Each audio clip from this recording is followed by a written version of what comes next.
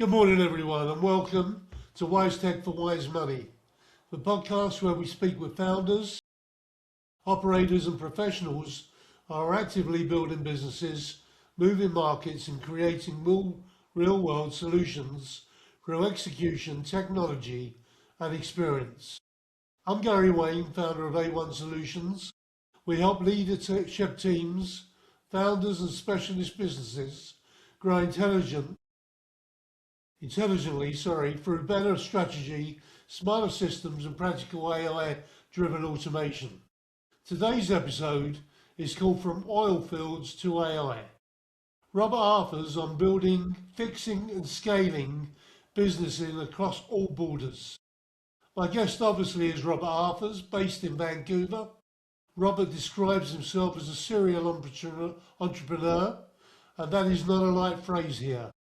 He has owned and worked across sectors from oil field development to clothing, cleaning, food supplements, trade, agri-food, agri-tech and AI, and spent 14 years with the British Columbian government developing international trade programs and leading trade missions around the world. He is also known, so I'm told, as a business mechanic.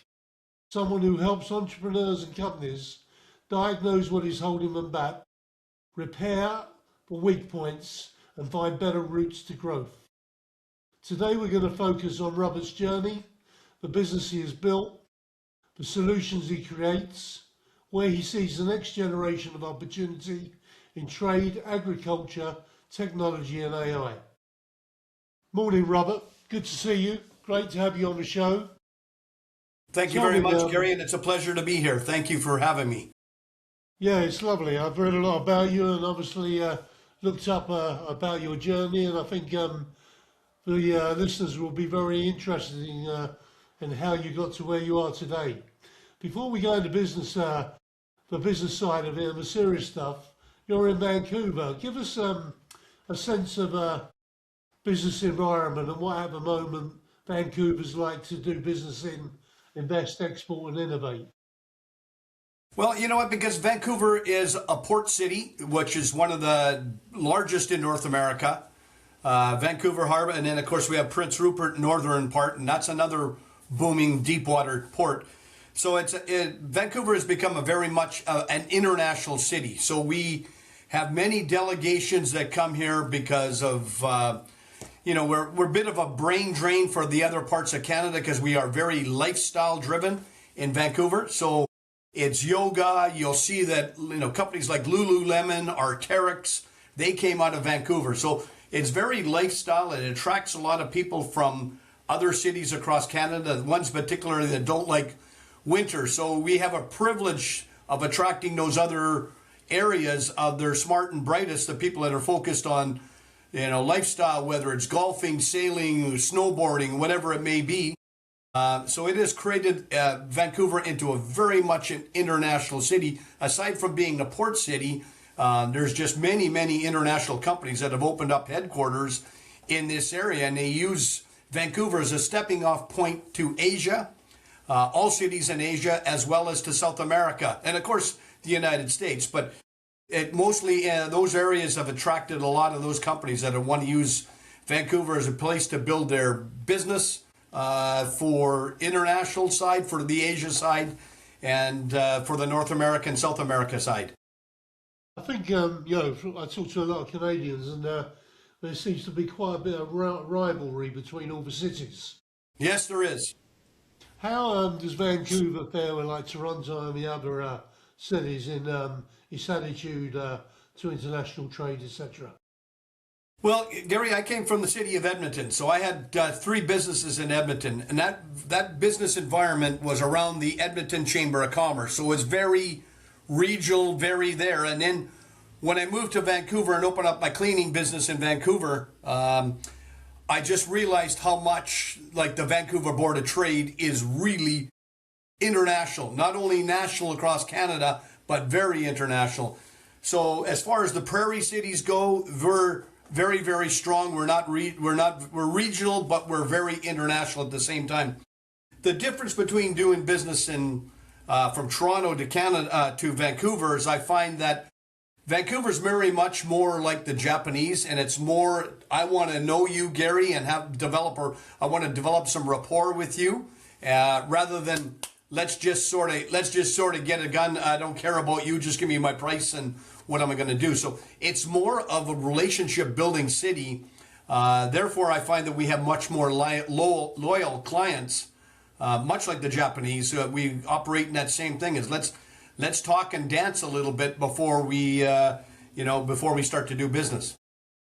When we spoke before, we joked about Canadians being cautious or more cautious than Americans. In business terms, do you think that's a strength or a weakness?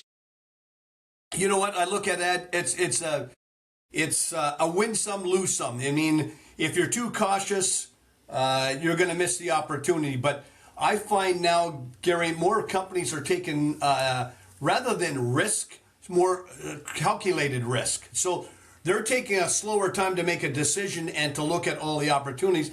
And the beautiful thing about, what you're looking at now is you could put it through you used to use Google for everything.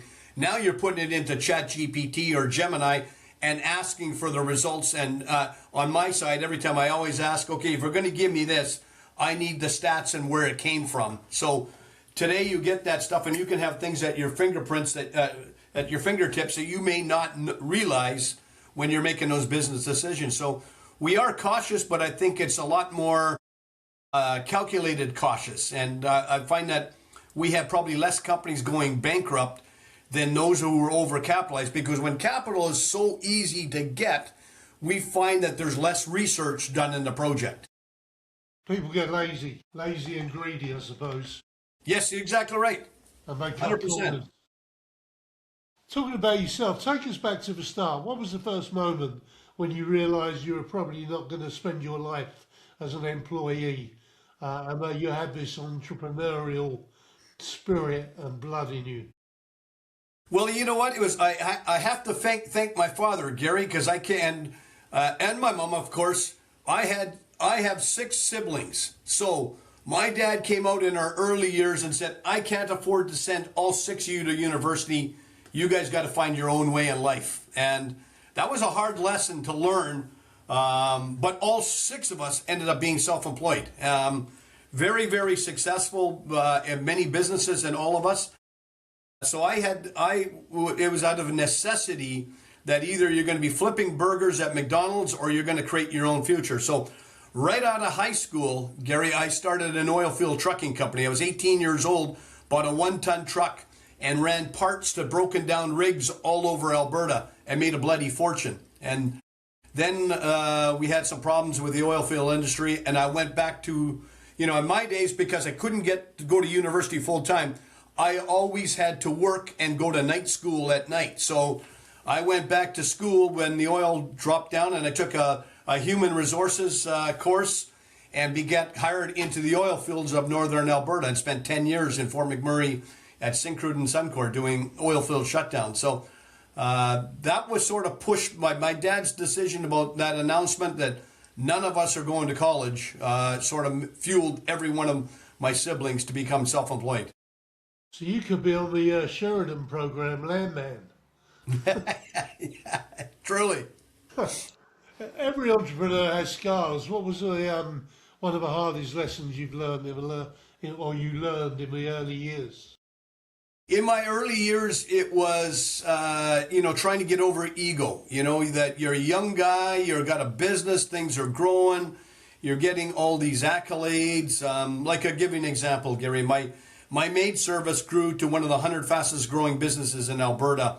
And my partner and I were on all kinds of different trade show, TV shows, radio shows, talking about the business, talking about this and that. So we got all this little bit of an ego coming up because we were all these a domestic celebrity in Edmonton about our business, and all we were doing.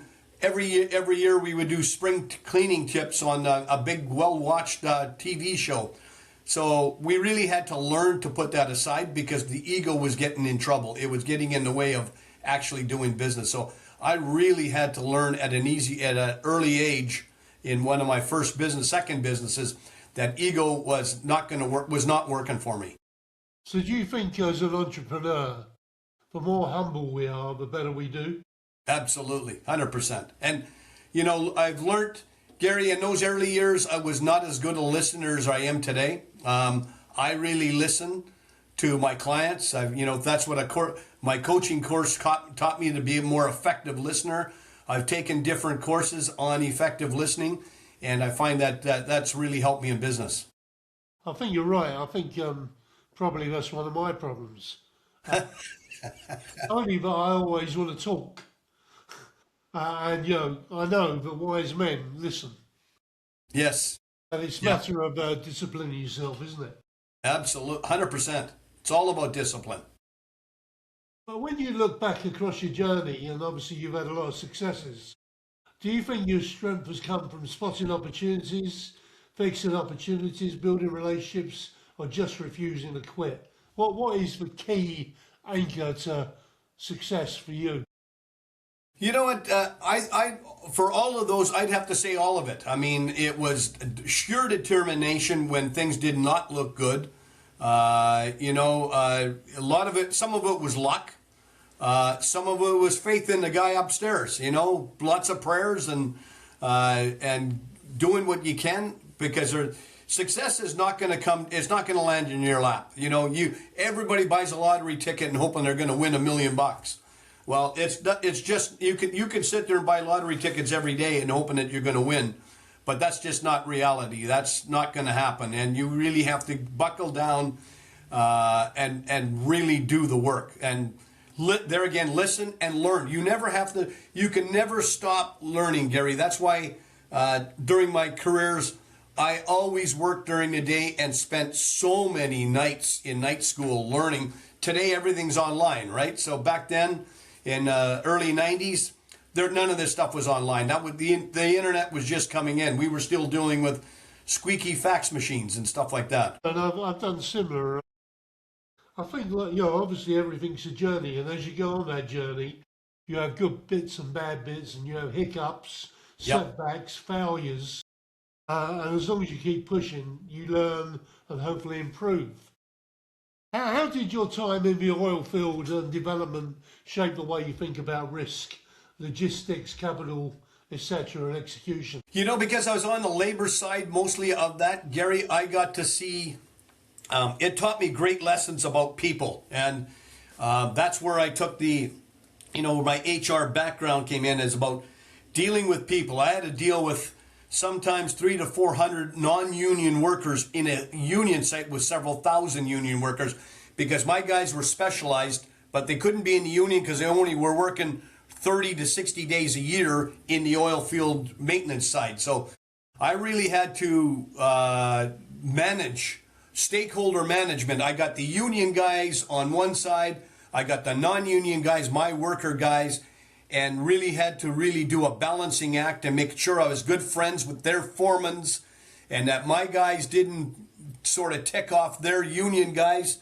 It was a really a very, very good lesson in balance and making sure that you're not ticking off people that they're mad at you, because you get into a union site like Syncrude and Suncor, and if a union gets mad at you, they're walking off the job until you're fired. So you really got to be everybody's friend, so to speak. Yeah, no, I understand. And I think you have to be, empathetic. Yeah, You have to show absolutely. empathy, otherwise people don't relate to you. Yeah, absolutely, I think 100%. that's quite a lesson to learn as well. You've been through a lot of swings, including markets moving against you. How do those setbacks change the way you think as an entrepreneur? You know what? My greatest setbacks are the ones that made me a good consultant, because people, I'll give you an example. There's a thing called F up nights, and there's also TED Talks. So TED Talks talks about how good you are and your good lessons and stuff like that. F up nights, and you can fill in the blanks, is worldwide as well, but it's completely the opposite. It's about the mistakes you made and how you did it and how you overcome it and what would you do if you did it again. One of my things that I talked about in FI Nights last month was about how I grew a very large clothing company, and it went to be one of the 100 fastest growing businesses in Canada. And that was so fueled by luck, opportunity, ego, and different things like that. So I had to really change a lot of the way I think about business, because things were happening so fast and furious. I mean, I talk about accolades in my cleaning business. This clothing company, we were featured in CNN and all kinds of different news, and went on a speaking tour across Canada, United States, and Japan, speaking about entrepreneurship. So I was very blessed in my early career as an entrepreneur to be recognized as an entrepreneur, but it also brought its problems and challenges. We had a lot of people, I hate to say it, but jealousy happens in business. People don't like, they'll make up things about your business or about you. So there was a lot of fronts about being a successful entrepreneur that you had to deal with today. And I bring those lessons of what I've learned in business to every single client. So my screw-ups are my greatest things that make me money today. Nobody wants to hear about good things. They want to know, Gary, you did this and this. What was the result? Good, bad, or ugly? And what would you do if you had to change it again? And I love that. So, the clothing business obviously did fantastic. Yes. What was the secret of that success?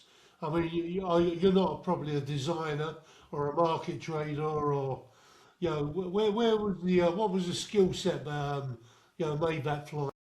You know what? It was pure marketing. And I'll give you an example. So I still owned my maid service when I started the clothing business. And the reason I got in the clothing business is when I moved to Vancouver, I knew one person. It was the guy who I rented the basement suite from.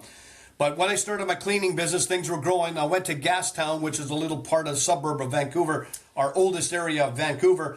And I bought a souvenir t-shirt that said Vancouver, Canada. Beautiful embroidery. But inside it said made in China. I thought, this is wrong. You can't be doing this.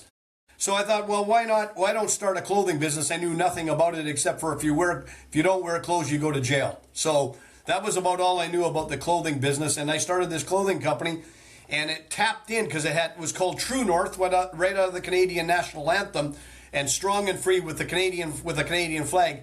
So I tapped into an emotion immediately with his business, because Canada was going through a problem with Quebec, who wanted to separate from Canada. So many people thought that Canada was going to fall apart because of Quebec. So I tapped into an emotion, and that my sales went crazy. And then we had a little retail store in North Vancouver where somebody walked in and said, hey, Rob, why don't you participate in our trade show at our convention center coming up in a few months from now?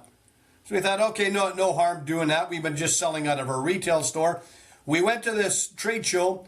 My business partner, we used to be a carpenter, cobbled up together a log cabin that looked like our trade show booth for True North. And lo and behold, in that trade show, Gary, we found Disney from Epcot Center, who was a buyer for the Canadian Pavilion in Epcot Center in Florida. He saw our products, loved our products, and wrote a $52,000 US order at that trade show. We weren't even 6 months old. So we were scrambling. We were all over the news, all over the show about this little company now landed a massive contract with Disney, and that opened up all the doors. So the following year, Disney said, we can't come back to Vancouver. Could you meet us at the gift show in Smoky Mountains in Gatlinburg, Tennessee? We said, okay, well, we figured it out. We got to that show, got our space in that show. And lo and behold, we met Kennedy Space Center, Elvis Presley from Graceland, Graceland Properties, Hershey Parks from Pennsylvania, and we just exploded. So it was all about marketing. We just really, really got ourselves out there in a big way and pushed the product and most of all, Gary, we focused on quality. Very, very high. We had so many compliments on the quality that we paid attention to in our product. So good service and visibility. When you enter a new sector now, what do you look for first? The product, the market gap, the people, the margins, the distribution or timing, or the whole lot? The whole lot. I look at it, I'm working with a lot of clients right now, Gary, in different sectors. But you look and when you start looking at their financial statements, you realize, I don't know how these guys make money. Their margins are so low that all they've done is created themselves a job, but most of them aren't even taking a paycheck. They're just paying off expenses, but haven't had a paycheck for months, or even in some cases, a couple of years. So they've been working for free for themselves.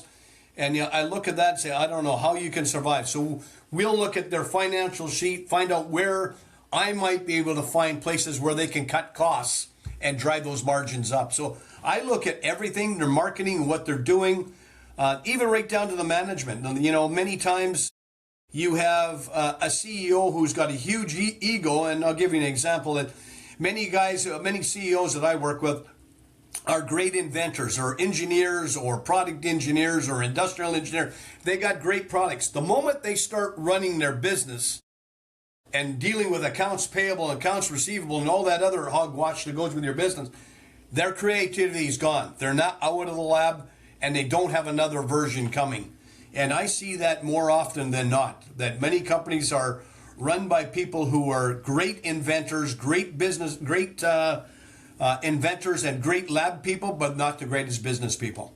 Now, isn't that the case in every walk of life? For example, in sport, we get a great player, they make him a coach. Right. And, or you get a great salesman, they make him the office manager.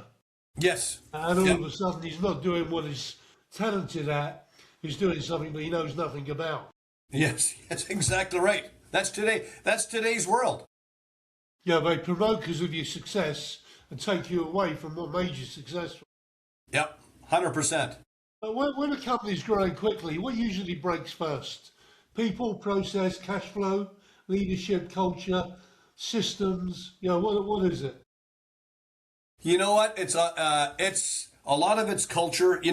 Here's a little thing that I've always taught in early years with because I'm a personal development junkie, Gary. I've traveled to many personal developments, whether it's Anthony Robbins, Brian Tracy, Zig Ziglar, Stephen Covey. I've taken them all, and it's always about the cash flow, but also about the people that run the company. So if you're a chicken with your head cut off running around in your business, what do you think your staff are doing?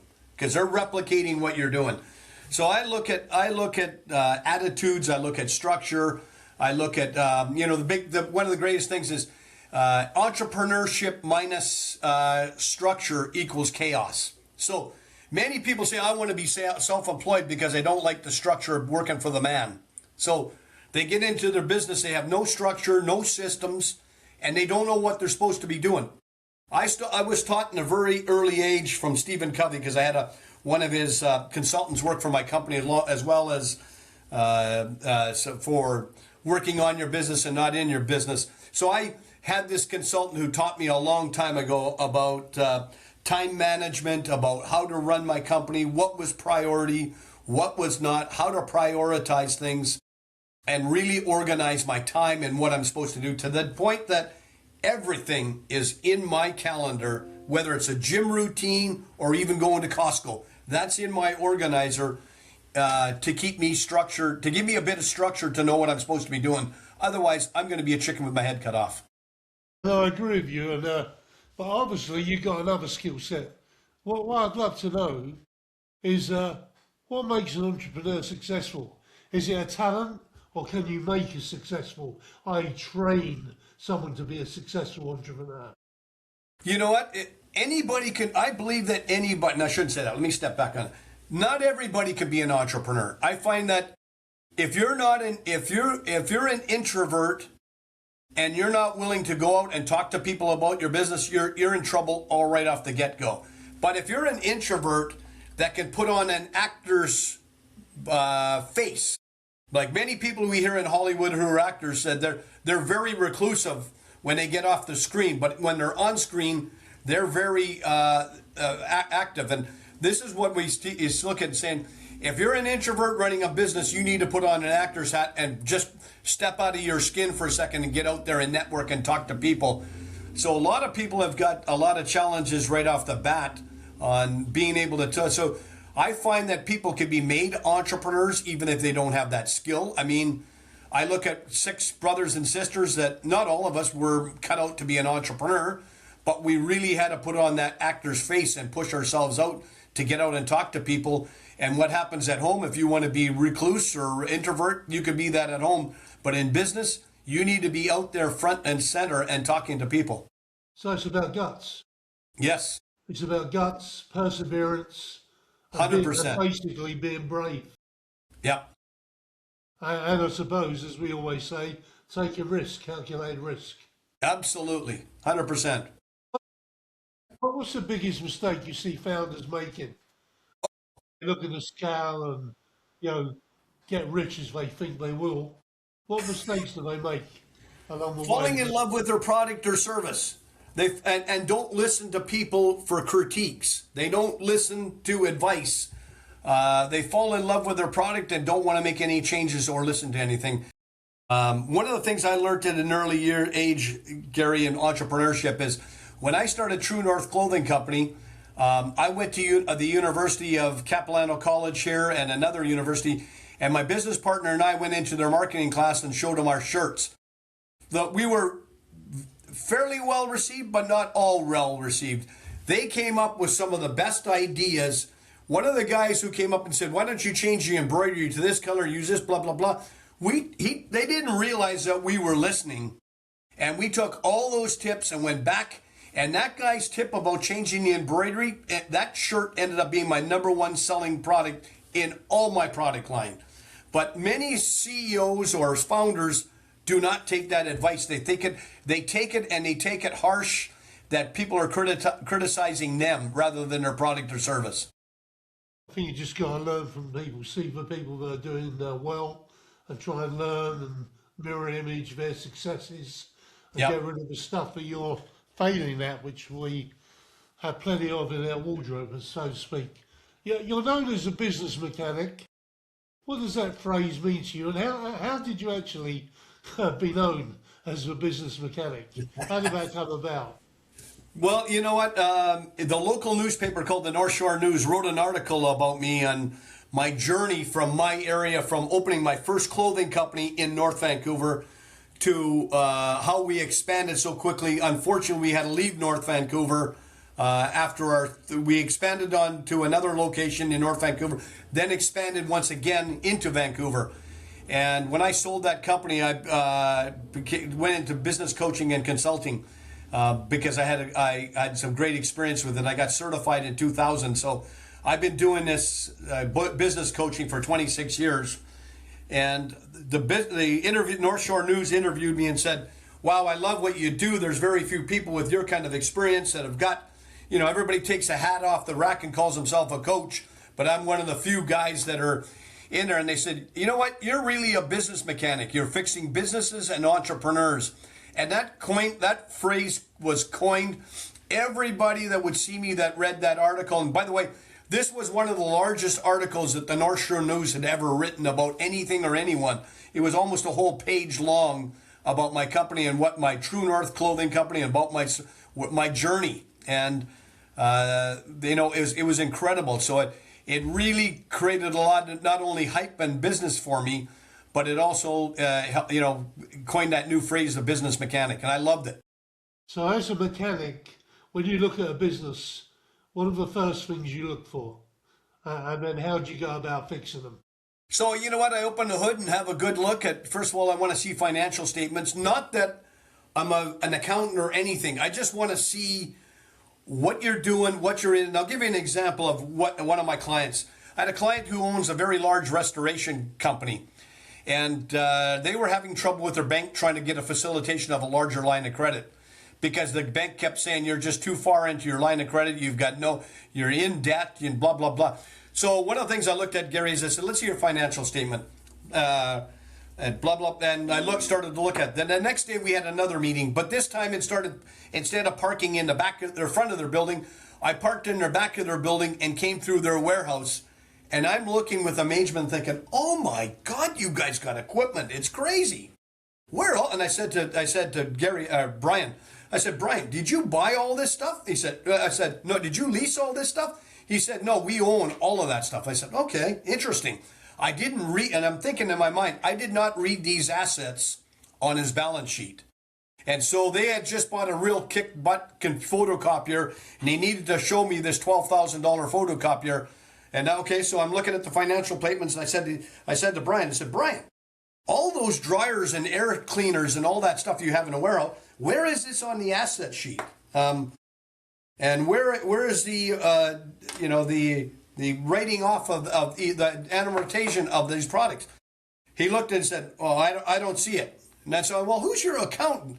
He says, "It's my daughter-in-law." I said, "Okay." So I said, "Can we bring Emily in here?" So we brought Emily in here and said, "Emily, first of all, what's your accounting? Give me some ideas about your account." "Oh, I've done a bit of books here, So they're working for a $3 million a year company. None of these assets were added to their balance sheet. It was just, they wrote a check for $11,000 for that photocopier, and it was just expense. So no wonder their balance sheet was out of whack with the bank. They were just spending money and getting nothing in return. So by the time we did this, we ended up with originally $120-some thousand worth of assets on the thing. When we closed for the weekend and did an inventory count, it ended up being $333,000 worth of assets. So almost $223,000 worth of assets were not put on their balance sheet. That changed their position immediately, and they redid all their financial statements, got rid of the daughter-in-law, brought in a professional bookkeeper, and changed the face of it, and went back to their bank and got a much larger line of credit. So would you say cash flow is king? Oh, without a doubt. Yeah. How do you help an owner move from being reactive every day to proactive and having a proper system? Well, and that's good question, Gary. It's the discipline of looking at your systems, trusting your systems, tweaking your systems. Don't always, what you set up 5 years ago is not going to work today. So you really got to look at your systems and trust who you've got, who built it, what happened, and have a hand a little bit in it. You need to play a hand in your company in operations. Everybody may not be an operations guy, but you need to know how everything works in your company, whether it's how your products are received. And I'll give you an example of that again. I was, because my True North Clothing Company, we were sort of a feeder to local universities of companies that were, students that were going to do practicum. So I brought in 3 students, they were going to write a report about operations management for my company. So they came in and looked at this. They stayed with me for 3 days, shadowed all my staff, and they realized from the time we receive a t-shirt from a truck to the time it goes out the door to Disney at Epcot Center, it's been handled 23 times. Wow. Every one of those 23 times cost me money. So we were able to mitigate 7 of the first steps. We got to shortcut, less people handling the product, and then we've got it down to about 5 steps. And we really watched our margins improve and productivity. And that was one of the things we did, is we implemented that whole operations flow chart that they supplied to me, and we were able to follow all our products along. That lesson has been still in my brain, and when I go into companies, I look at how many times they're touching products, touching things until the time it goes out the door. So cash flow is king, but you know what? It's about are you making the proper margins and how many times you touching that product. Tell me about British Columbia and how that came about, and how you got so involved. Well, you know what? I got in. Are you talking the government or are you talking the Olympics? The government. You're developing international trade programs. Okay, so in 2005, I was doing a workshop called RFPs and Winning Proposals, teaching companies how to respond to government contracts and win government contracts. My cleaning business, we were involved in tenders, proposals, and RFPs everywhere. Whether we were cleaning a bank or a jail or a city building, we always had a bid on projects. So I understood the tender process very well. And when I got to Vancouver, we were bidding on many projects. And so when I left my clothing company, I was doing a workshop called RFPs and Winning Proposals. The government found me and said, listen, can you help train our Canadian businesses on proposal writing? because we have the Olympics coming in. Everything coming out of the Olympics is going to come out in the form of a RFQ, request for proposal, or a request for quotation.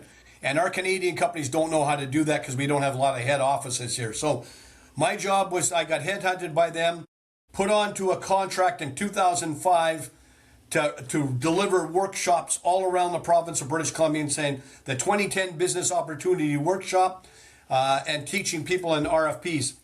And I'm happy to say BC companies won about $1 billion in contracts in that. After the Olympics were over, they asked me, okay, you know what? We know that your company, True North, was a major exporter. Could you stay and help us with develop an international trade program for our small businesses? So I stayed on and wrote a program called Strategies of International Business. And it was for all sectors, Gary. But then we realized quickly after about a year, we need to be more sector specific because mining, oil and gas, clean technology, food, everything was different. So I hired oil and gas guys, clean technology guys, everybody that I sort of knew that had merits in the business, not just some body that we put in there and now you're the charge of this file. So it was experienced people, and I took the agri-food and agri-tech file and ran with that. And I led trade missions around the world to different food and beverage shows, and became an expert, first of all, in the 2010 Olympics, because my job was technically after 2005, after delivering workshops in 2008, my role quickly shifted to finding food for our Olympic athletes. So I quickly became a food expert. And then when I left the government back in 2019, after 9 years of being on the international trade side, I got hired by the government of the Netherlands to do an agri-tech mission, two of them. And then also I do some work with the government of New Zealand, the government of Hungary. And so I'm plugged into every one of these things, but it's all about international trade and development. So what is it about agri-food and agri-tech that has sort of infused you so much? You know what, Gary, everywhere we go, we got a food security problem. I don't care if it's in the UK or EU or Asia, we have food security issues, and we need to look after all that stuff.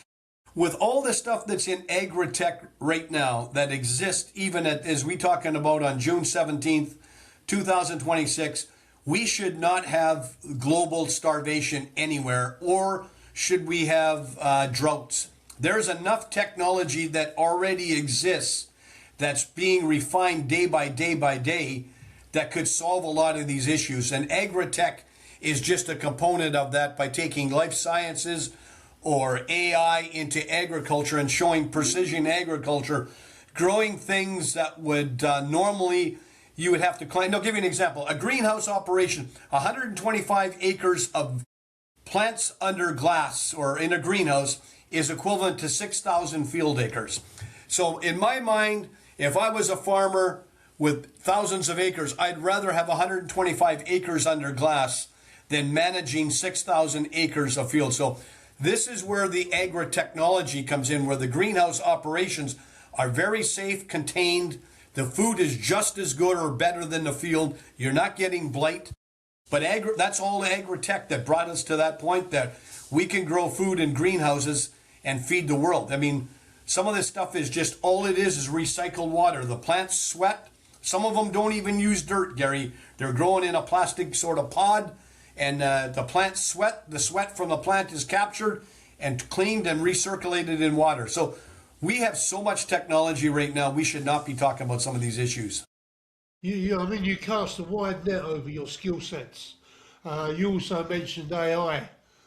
You become involved in that. Give me a little bit of an overview on what you're doing there. So I got involved with AI because of my agri-tech, and it was something I've always been interested in. You know, you hear about it, you think about, okay, well, I'm seeing this product with a bit of AI. And then I got really immersed into it in myself, and a lot of my agri-tech clients were asking about AI and how we could do this, how could we manage, what could AI do for, we collect all this data. Okay, now what do we do with this data, and what do we do with it? And there was very few companies, Gary, that they would collect. Lots of guys can do data collection, but what they give it to the owner, and here's a report, Gary. Here's a report on what I found on your company.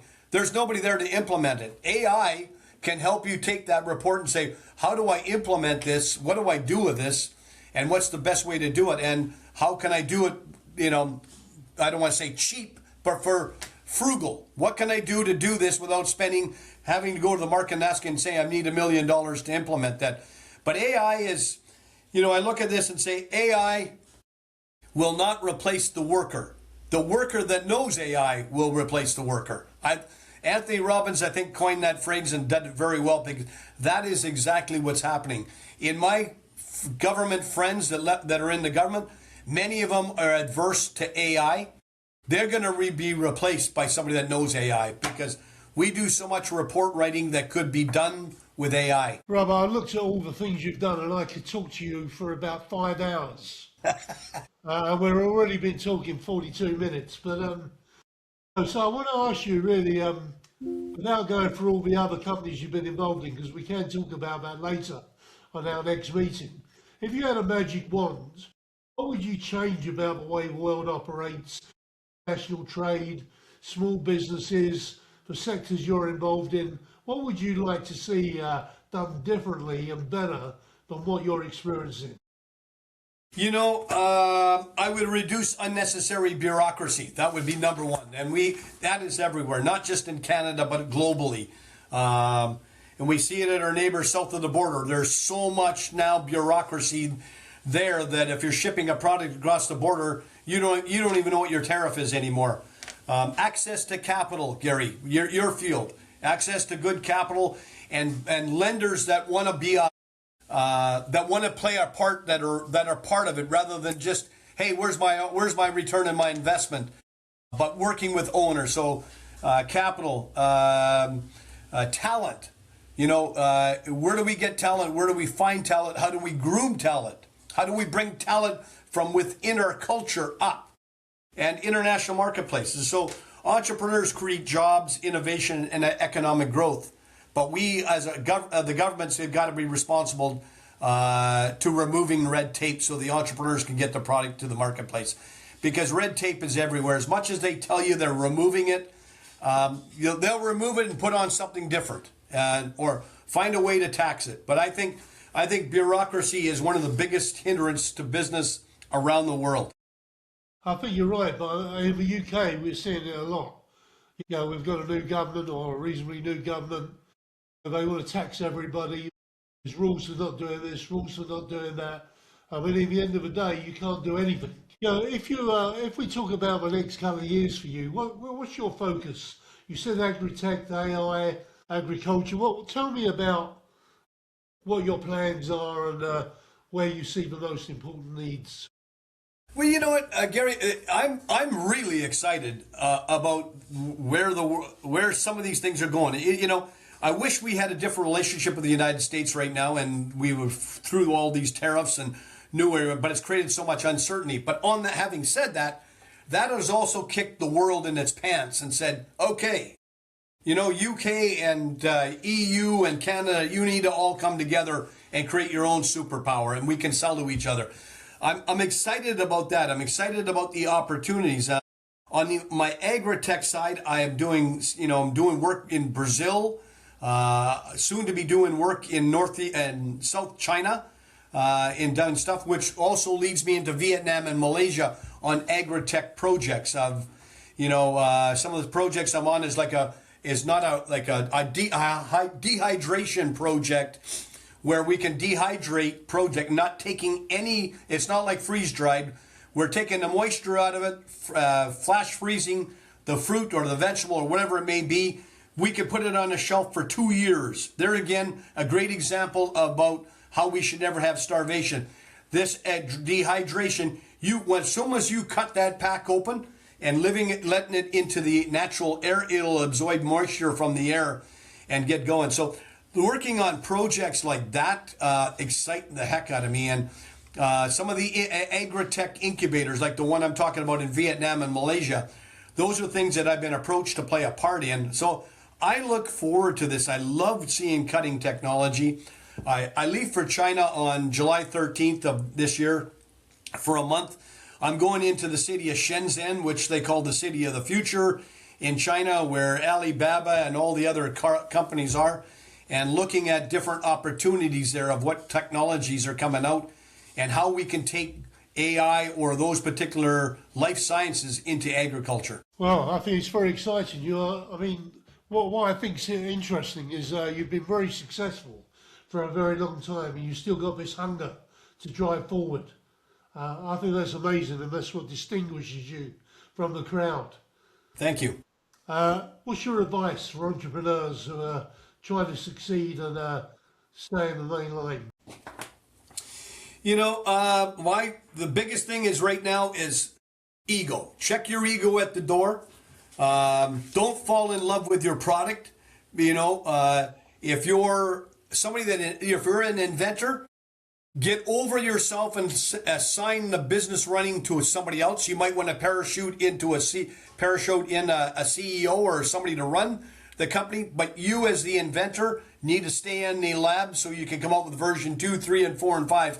Because the moment you start running your company, all that creativity goes away. You're dealing with banks, you're dealing with this, and companies need to stay on top of things because things are changing. As we know, Gary, and AI, you can't even keep up with what's going on. It's changing so fast.